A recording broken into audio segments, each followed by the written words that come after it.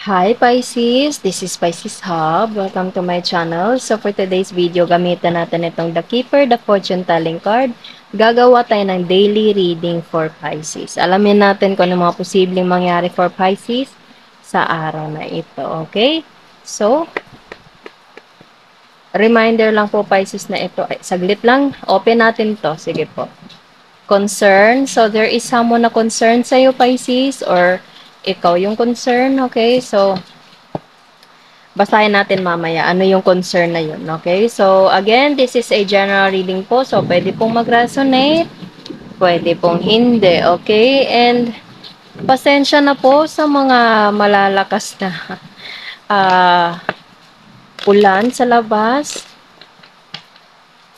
Kung naririnig nyo man, Pisces, okay? So, ano pa ba? This is a timeless reading po. So, kahit anong araw, buwan o taon mo to napanood, basta tugma po sa sitwasyon, take lang, okay? And, wala po tayong gender specific Pisces, so babae, lalaki, LGBT po, ay pwede po sa lahat po, okay? So, ano po ang mga posibleng mangyari, mga gabay mensahe nyo po for Pisces sa araw na ito, okay? So, mayroon tayo ditong imprisonment, expectation, and gift. Okay, so, you're overthinking something, Pisces, or there is someone na overthinking, or kung hindi naman, there is someone na parang hindi nagawa, okay, or something na limitation, limited, or boundaries, or hindrance, na parang merong gustong gawin, pero hindi magagawa because of this, kung ano man itong nakahadlang dito. Okay, it's either busy, okay, or something na merong, alam mo yun, na mga medyo balakid nga lang, okay? And there is someone na expecting to this person. Nakikita nyo, nakatingin siya dito, and ito parang nasa loob siya. Gusto niya mang abutin, pero hindi niya maabot kasi nandito siya sa loob, okay? And ito yon, the gift. There is someone na parang tatanggap, kumbaga magbibigay ng sorry, mag-e-explain na bakit ganun, bakit hindi nakapag-communicate, bakit hindi agad nagawa, pwede pong ganun, okay? So, meron tayo ditong dalawang tao, there is someone na meron dapat nagagawin, yung isa naman is expecting something, okay? So, sige pa, ano pa po ang message niyo po for Pisces? Judication, yes, meron pag-uusap-usap. Pwedeng yun yung concern kanina, Pisces. Okay, yun yung concern na pwede merong isa sa inyo, pwedeng ikaw yung dapat gumawa nun and yung taong dinidil mo is naghihintay.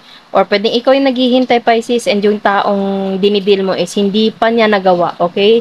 And merong pag-uusap-usap, merong concern na, hala, bakit kaya ganun? Or there is someone na pwedeng itong taong to na, hala, baka na ano siya sa akin kasi hindi ko nagawa ito agad, okay? Pwede pong ganun, okay? Pero kahit ano man yun, merong reach out, merong pag-uusap-usap, merong explanation, okay? Pwede merong magbibigay ng explanation, bakit ganun, bakit ganito, okay? So, sige pa, ano pa po ang message niyo po? Pwede po, parang pwede siya sa lahat, mapatrabaho, sa araw-araw, mga taong dinidil nyo, pwede ding sa love, okay? Pwede po siya sa lahat. Take nyo lang kung saan po magtugma po sa sitwasyon. And, unexpected income. Nakikita nyo, merong nagbibigay, merong tumatanggap. And ito naman is, obviously, merong binibigay or merong tinanggap. Okay? So ano pa po ang message po for Pisces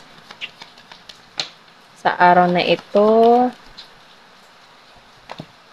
Mature woman, pwedeng dealing with someone or pwedeng ikaw, Pisces, na mature, or pwedeng nanay, tita, lola, na, alam mo yun, pwedeng siya yung naghihintay sa'yo, Pisces, na makipag-communicate sa kanya, pero hindi mo agad nagawa, okay? So, kailangan mo mag-explain, okay?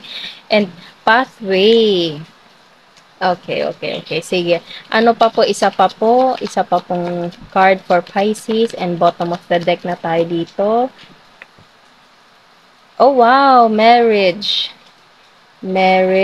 Okay. So, pwedeng kasal ka na sa taong to. Pwedeng you're in a relationship with this person. Okay. Pero yun nga, merong Pwedeng you're dealing with someone na medyo busy, Pisces, okay? Or medyo malayo, or pwedeng ikaw yung busy, ikaw yung merong ginagawa, and yung taong dinidil mo, yung taong mahal mo is parang, alam mo yun, nag-o-overthink, or parang pwedeng siya yung nag-o-overthink na baka ano na yung isipin mo, pwede pong ganun, okay? Pero kahit ano man, merong pag-uusap, merong something na explanation, okay?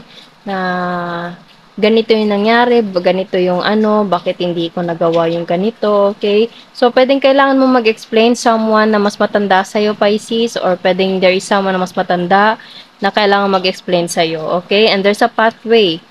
Kumbaga, mabibigyang linaw lahat, okay? Pwedeng maaayos din. Kasi yung pathway and marriage is all about parang magaan, masaya, okay, puno ng pagmamahal, okay, papunta sa liwanag, papunta sa masayang lugar, masayang sitwasyon, okay, magaan, okay, so, etong pag-uusap-usap na nandito, lalo na to is, feel ko there's a big possibility na maaayos naman, okay, bottom of the deck is change, yeah, yes, there's a movement, there's something na kailangan gawin, because of this imprisonment, kailangan mo talagang parang magbigay effort, okay, dublehin, para, alam mo yun, patawarin ka ng taong to, or kumbaga, etong taong to is gagawa ng dobleng effort, Pisces, para mapatawad mo lang, or, alam mo yun, matanggap mo siya, hindi ka na magalit, okay? Pwedeng there's sa pagsusuyo dito, Pisces, okay? So, actually, it's kind of cute, you know, na kahit merong kakulangan, merong hindi naagawa agad-agad, pero nagaano naman, meron namang parang concern na sana mapatawad mo siya, sana mapatawad kanya, okay, andun yung parang intention, good intention to the situation right here, okay, so yun po ang ating reading sa araw na ito, Pisces, naway nag-resonate po. Pwede po siya sa lahat. Pwedeng sa career, sa trabaho, sa love po. Okay? Take nyo lang kung saan po mag-resonate sa sitwasyon nyo po. Okay? And naway nagustuhan nyo po, huwag nyo po sanang kalimutan na mag-like at mag-subscribe po sa ating channel and click the bell button, Pisces, para ma-notify po kayo sa next videos na i-upload natin. Okay? So, thank you, Pisces, and God bless!